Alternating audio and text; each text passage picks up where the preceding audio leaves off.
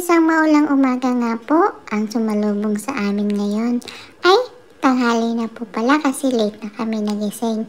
Pero pagbangon po namin, ayan, napakalakas ng ulan. At may mga plano kaming gawin today. Pero hindi kayang pigilan ng ulan yung mga gusto namin gawin. Kaya ayan, tumuloy pa rin kami at naggala. At ang unang stopover nga po namin ay dito sa library. Kaya ayan, yung ginagawa ko po nung nakaraan, naabutan ko pa po dito kaya tinutuloy namin ni Kuya.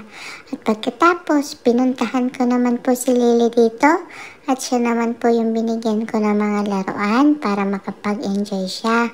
Nagbabasa nga lang po siya ng books at yun nga po, tingin-tingin siya sa akin kasi hinihintay niya yung mga toys na ibibigay ko. At binigyan din po siya ni Daddy neto toys na gusto niyang laruin. O diba? Kahit sobrang lakas ng ulan sa labas, nandito kaming magkakapatid at nag-i-enjoy naglalaro sa loob ng library. Yun po yung kagandahan dito. May mga pwede kang puntahan kapag naiinip ka na sa bahay nyo. At ayan na nga po ang isang nakakapagpasaya sa amin ni Lily ang pumasyal dito sa library at the same time nakakapagbasa-basa kami ng iba't ibang books. At syempre, isa ito sa mga paborito kong spot ang maglaro dito at bumuo ng daanan ng train. Kaya ayan, todo-todo buo po ako diyan para makapagpatakbo ako ng train ko po. Buti na nga lang po, walang masyadong bata ngayon. Siguro, tinatamad silang lumabas kasi napakalakas ng ulan sa labas. Kaya, ayan, enjoy na enjoy ko po at walang nakikiagaw na ibang bata sa akin dito.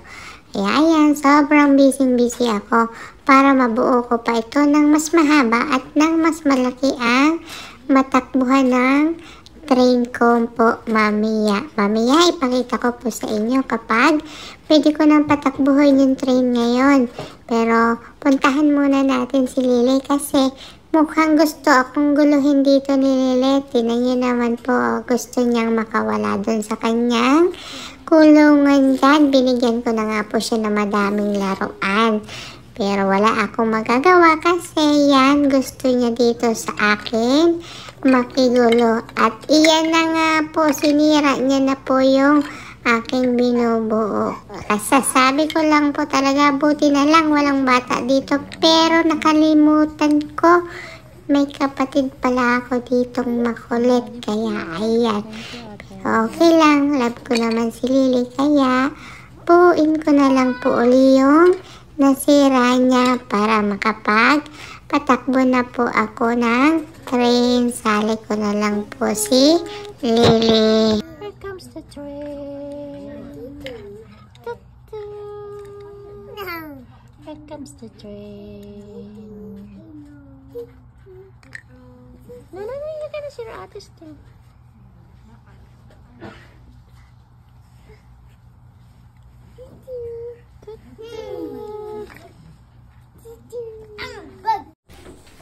At yan nga po, pumunta na lang dito si Lily. Pero mukhang malungkot siya, kaya sinamahan ko po siya at nilaro ko po ito.